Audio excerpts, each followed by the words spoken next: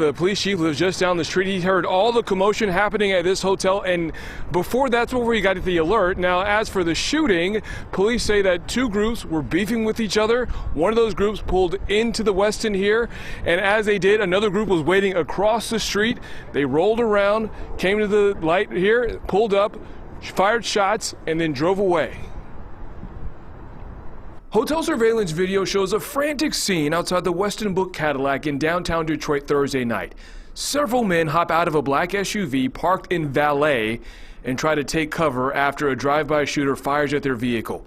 One person shoots back.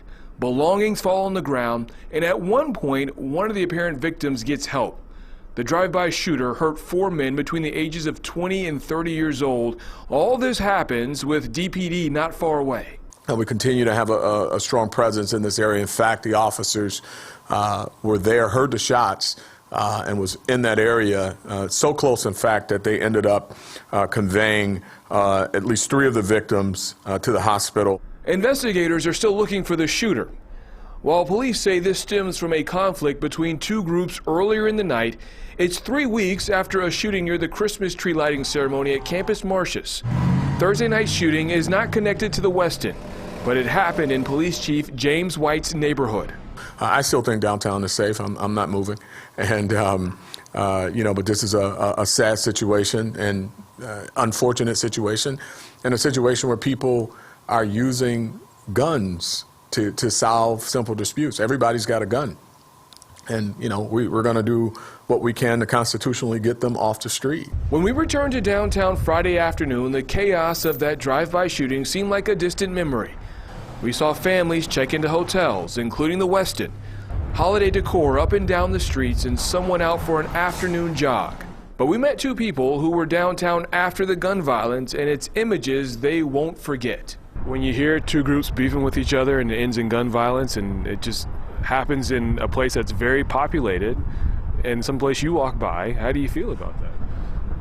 That ain't good. That's gonna scare a lot of people away. Last night we left around 9 and nothing was there, and we came back around midnight and we saw it taped off. I felt safe walking by, not knowing, but I mean, it's a little disappointing, I guess. All right, so as this bus drives by, I want you to take a look at the banner here. So the upcoming Quick Lane Bowl is coming here to Detroit.